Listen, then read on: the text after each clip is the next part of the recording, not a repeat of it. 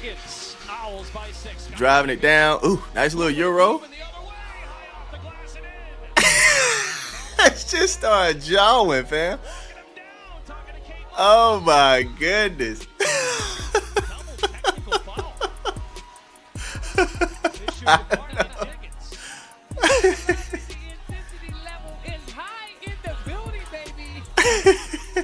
I mean, she legitimately just went off, fam. I don't know what did it. That was a nice move. Another key figure orchestrating the action was Courtney Williams, whose playmaking kept her squad within striking distance even when momentum threatened to slip away. She directed traffic with poise, reading defensive rotations and delivering passes at precisely the right moment to keep possessions alive. Facilitators like her rarely dominate headlines, but they often dictate whether an offense hums smoothly or stalls under pressure. In this contest, her distribution ensured the game never drifted out of reach. At one point, the scoreboard showed her team trailing 58-66, a margin that can feel daunting when time is limited. Instead of forcing rushed shots, they chipped away methodically. Smart cuts, quick ball reversals, and improved defensive communication trimmed the gap to 65-73. That stretch illustrated resilience. Rather than panicking, they tightened execution. The ball zipped around the perimeter, defenders rotated faster, and suddenly what looked like a comfortable lead for the opposition began to feel fragile. Momentum in basketball is a living thing. It shifts, breathes, and sometimes flips entirely within a few possessions. You could sense belief returning to the trailing bench as shots began to fall and stops started stacking. A corner three from the wing ignited the crowd. A well-timed backdoor cut produced an easy layup. Defensive switches finally clicked into place, forcing tougher looks on the other end. Piece by piece, the deficit shrank. But elite teams and elite players often respond strongest when challenged. Just as the comeback gained traction, the opposition leaned on its most reliable weapon to stabilize the situation. Pressure moments tend to reveal leadership, and in this case, composure under stress became the deciding factor. Instead of allowing the surge to snowball, they answered with disciplined possessions that halted the run. That sequence demonstrates why late-game stretches are so captivating. Strategy tightens. Emotions intensify. Every pass and shot carries amplified significance. Comebacks ignite hope, while counters extinguish it just as quickly. Fans watching could feel the tension climbing with each possession, aware that a single turnover or defensive lapse might swing everything. By the time the final minutes approached, it was clear this contest wouldn't be decided by early scoring bursts or isolated highlights. It would come down to which side handled the rising pressure better. And as the clock ticked lower, one team proved it had the steadier nerve. But Kate Barr, I mean, she looked like she want all that action, man. She's like, yeah.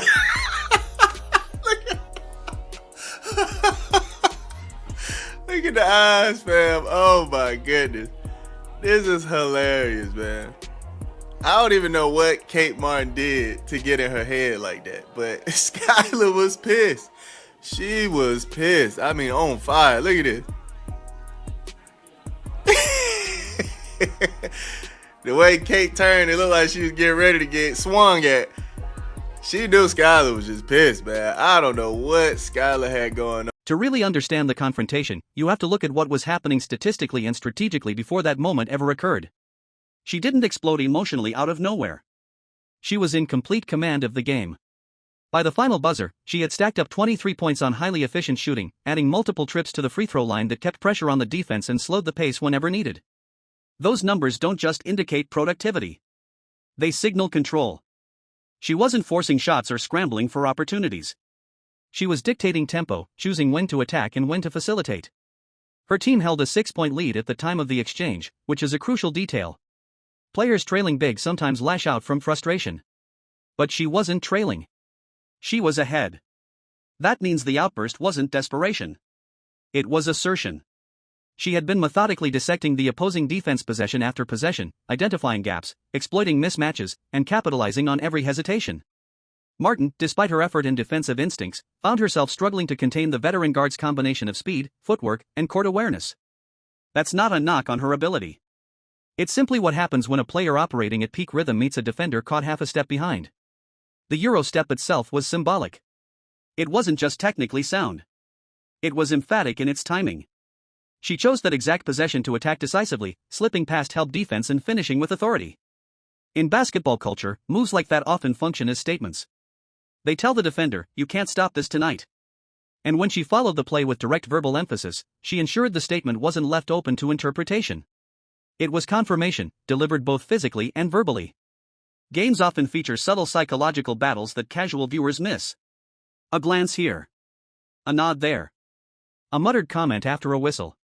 But occasionally those silent exchanges boil over into visible moments that reveal everything. This was one of those moments.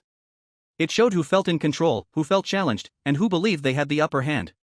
The scoreboard supported her confidence, the stat line validated it, and the body language reinforced it. By the time play resumed, the tone had shifted. What had started as a competitive matchup now carried a narrative edge. Every possession after that felt heavier, like it carried emotional weight in addition to strategic importance. And when a player combines statistical dominance with psychological pressure, opponents don't just have to defend the ball. They have to defend their pride. I think she dropped like 29 points. Yo, she was out here hooping, man. Got the steal on Marina. Bang that thing. Look at her, man. Out here hooping. Nice little brick wall screen. Give it to me. Give it to me. Nothing but snacks down here. Look at this. Turn around, jump on two of them. Giving her a 2-for-1 special. Baby. Baby down here, man. Get her a cradle. Get her a pacifier. That's baby down here. Look at this. Timmy, you can foul me, but I'm laying this thing up. Look at her. Just absolutely going to work. Back her down. Oh, fade away, knock down. I mean, Dom was looking amazing, man. Easy backdoor action. Come on. From another camera angle, the intensity becomes even clearer. You can practically see the strain running through her neck muscles as she projects every word with force and precision. Her voice isn't just loud, it's deliberate, controlled, and sustained. That detail matters because quick emotional bursts usually fade in seconds.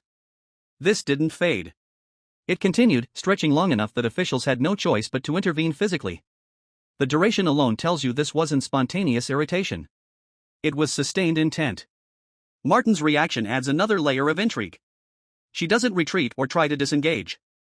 She maintains eye contact, posture steady, almost as if silently acknowledging the challenge being thrown her way. There's a subtle expression on her face that reads like, "All right, you got that one." Not submissive. Not intimidated. Just accepting the moment while mentally filing it away. Competitors at this level rarely forget exchanges like that. They store them, analyze them, and sometimes use them as fuel later in the game or even in future matchups. Official stepping in usually signals the end of a confrontation, but here it almost felt like an interruption rather than a conclusion. The emotion didn't vanish, it just paused. That's part of what makes this setting so explosive. The format itself amplifies everything. With fewer players on the court and more space per matchup, every possession becomes a spotlight. There's no hiding behind a crowded formation or blending into background movement. When someone beats you off the dribble or scores directly over you, it's unmistakably personal because everyone can see exactly who was responsible. That environment magnifies pride, competitiveness, and ego. Every success is visible. Every mistake is exposed. And when a player is dominating offensively, as she was in this game, that visibility multiplies the emotional stakes. Each bucket isn't just 2 points. It's a statement. Each defensive stop isn't just a possession. It's a rebuttal. So when that Euro step dropped cleanly through the net, it wasn't merely a highlight play. It was punctuation at the end of a sentence she'd been writing all night. The arena atmosphere fed off it. Fans reacted audibly, sensing tension that went beyond the scoreboard. Broadcasters leaned in with heightened tone. Teammates watched closely, aware that emotional surges can swing momentum as much as any tactical adjustment. In elite competition, psychological edges matter. Confidence can spread through a lineup as quickly as doubt can. And in that instant, the emotional temperature of the game rose several degrees, all because one player decided a single basket deserved more than applause. It deserved a message. They got to score 75 points to win the game. 65-73. Look at this. Dom was just going to work. Dom was going to work. She's like, man, this is another Tuesday for me. Look at that. Jenny on the block, man. Come on, man. Jenny on the block, man. Hitting that corner three. I mean, just absolutely banging out here, man. But also, Aaliyah Edwards. Come on, man. Y'all know I got to show love to the young guns, fam. Aaliyah Edwards also came out here balling. Now, the Owls actually ended up pulling the game out, but that comeback by the Breeze, man. Oh, my goodness. The comeback was nasty. Look at it. The 1-2 Skylar AE was unstoppable, man. I don't know what the Breeze had When the intensity peaked and the comeback threat became real, another standout presence helped seal control, Aaliyah Edwards. Her chemistry in the pick and roll added a final layer of difficulty for defenders already struggling to contain perimeter penetration. Timing between ball handler and screener is everything in that action, and hers was impeccable. Screens arrived at perfect angles, rolls were sharp and decisive, and passing lanes opened just long enough to punish hesitation. As the opposing side pushed harder, believing they could erase the deficit completely, the response was clinical. Instead of tightening up, the leading squad executed with greater precision. Edwards' presence forced defenders into impossible choices. Step up to stop the drive, and she slipped behind them toward the rim. Stay back to guard the roll, and the ball handler gained space to attack. That dilemma is what makes a well-run pick-and-roll so devastating. It turns defense into a guessing game. The closing stretch highlighted a crucial trait of high-level competitors, the ability to elevate when stakes rise. Some players fade when pressure mounts. Others sharpen. Here, the stars sharpened. Possessions became more deliberate, spacing more disciplined, and shot selection more calculated. Instead of rushing to end the game quickly, they trusted the system that had built their lead in the first place. Meanwhile, the trailing side fought relentlessly, refusing to concede. Hustle plays, contested rebounds, and quick outlet passes showed they still believed. But belief alone doesn't guarantee results.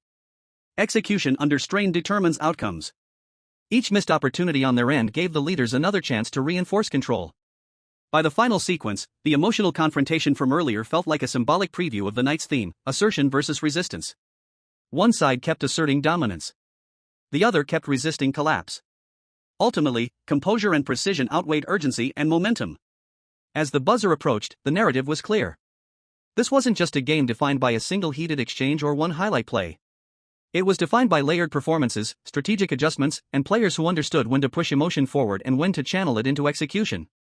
And when the last seconds ticked away, it became obvious which team had balanced those elements best, turning intensity into victory rather than letting it spiral into chaos. Skylar and Courtney was going at it, though. They were going at it, too. Look at this pocket pass. Skylar was just diming them things, man. My goodness. All her wishes coming true. All of them. The way she's diming. The way she's getting these dimes, man. I mean, at the wishing well, just flipping dimes. Look at this. Look at this. I mean, cooking, man. Absolutely cooking them. But, man, that that moment had me dying, fam. I can't hold you. I can't hold you. Katie Skylar double text. They did get double text for this. Had me dying. WNBA getting negative, and I'm here for every second. Intensity on 100. Skylar stay bringing that fire. That moment right there wasn't just competitiveness spilling over. It was something deeper, sharper, and far more personal than a routine reaction after a made basket. Skylar Diggins-Smith had just sliced through the defense with a silky smooth Euro step, the kind of move that usually earns a nod from teammates or a quick jog back on defense. But instead of turning to celebrate, she redirected every ounce of emotion straight toward Kate Martin, locking eyes and unleashing a verbal storm that instantly shifted the atmosphere inside the arena. Her fists were clenched, shoulders squared, posture leaning forward rather than pulling back. That body language matters because it tells a story words alone can't. It wasn't playful trash talk. It wasn't casual banter. It was confrontation, deliberate and unapologetic. Martin's response made the scene even more compelling. She didn't flinch. She didn't step away. She didn't look toward the officials for help. Instead, she stood her ground, chin level, gaze steady, absorbing the intensity without showing fear or frustration. That kind of composure in the face of a heated outburst speaks volumes about a competitor's mentality. Both players were ultimately assessed technical fouls for the exchange, but the whistles didn't erase the message that had already been delivered. The energy lingered, hanging in the air long after the referee intervened. What makes the sequence so fascinating isn't just the shouting or the penalties. It's the question it raises. What could push a seasoned professional to that level of visible fire over a single scoring play? Athletes compete hard all the time. They talk. They celebrate. They react. But this wasn't a routine surge of adrenaline. This felt targeted, intentional, almost like the release of something that had been building long before that possession ever unfolded. Moments like this don't come out of nowhere. They usually come from history, previous matchups, lingering tension, or a personal challenge that one competitor believes another has issued. The crowd sensed it instantly. You could feel the collective shift in attention as spectators leaned forward, phones rising, eyes widening. Everyone recognized they were watching more than a basket. They were witnessing a psychological duel unfolding in real time. That's the thing about high-level competition. Beneath the strategy and athleticism, there's always emotion simmering, waiting for a spark. And in that instant, the spark hit gasoline.